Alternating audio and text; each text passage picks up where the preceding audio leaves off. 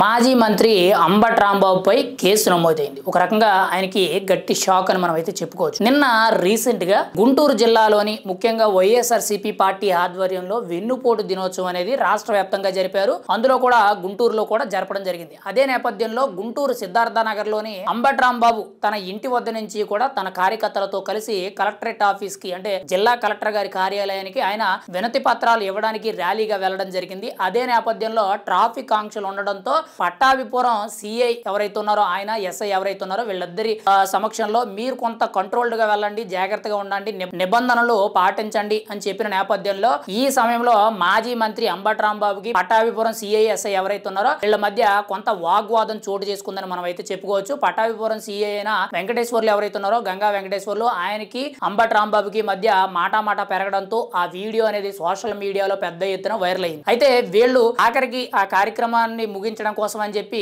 కంకరగుట్ట flyover ఏదైతే ఉందో ఆ ఫ్లైఓవర్ మీద నుంచి వెళ్లి జిల్లా కలెక్టరేట్ ఆఫీస్కి వెళ్లి వెన్నుపోటు దినోత్సవానికి సంబంధించిన వినతి పత్రాలు ఏవైతే ఉన్నాయో అవన్నీ కూడా జిల్లా కలెక్టర్ గారికి సమర్పించడం అయితే జరిగింది. అయితే ఇక్కడ మాజీ మంత్రి అంబటి రాంబాబు గారికి ఇంకోవైపు పట్టాభిపురం సీఐ అయిన గంగా వెంకటేశ్వర్లు ఎవరైతే ఉన్నారో వీళ్ళిద్దరి మధ్య కూడా జరిగిన ఆ సంఘర్షణ ఏదైతే ఉందో వీళ్ళిద్దరి మధ్య కూడా మాట పెరిగి ఒక రకంగా చెప్పాలంటే గొడవ కూడా దారి తీసిందని మనం అయితే చెప్పుకోవచ్చు. ఒకరంటే ఒకరు మాటల యుద్ధం వరకు వెళ్ళిందని మనం అయితే చెప్పుకోవచ్చు. ఇటువంటి నేపథ్యంలో ఇప్పుడు పట్టాభిపురానికి చెందిన సిఐ గారు ఎవరైతే ఉన్నారో ఆయన మాజీ మంత్రి అంబటి రాంబాబు మీద కేసు నమోదు చేయడం జరిగింది. పోలీసుల విధులకు ఆటంకం కలిగిస్తూ వాళ్ళని ఇబ్బంది పెట్టిందే కాక వాళ్ళ మీద దురుసుగా మాట్లాడడం జరిగిందని చెప్పి మాజీ మంత్రి అంబటి రాంబాబు మీద తన వెనకాల ఉన్న కొంతమంది అనుచరుల మీద కేసులు నమోదు చేయడం జరిగింది. మరి ఇక్కడ కీలకంగా చూసుకుంటే రాష్ట్ర వ్యాప్తంగా ఇదే వెన్నుపోటు దినోత్సవం అనేది అన్ని చోట్ల చేయడం జరిగింది. ఇది law and order miss control చేసే విధంగా కొన్ని సందర్భాల్లో గొడవలు కూడా జరిగాయని, కొన్ని చోట్ల ర్యాలీలు, నిరసనలు, ధర్నాలు అనేవి పెద్ద స్థాయిలో జరిగాయని కొన్ని ఆరోపణలు అయితే వినబడుతున్నాయి. అయితే పోలీసులతో వాగ్వాదం అనేది మాజీ మంత్రి అంబటి రాంబాబు చేయడంతో ఆయన మీద కేసు అయితే నమోదైంది. మరి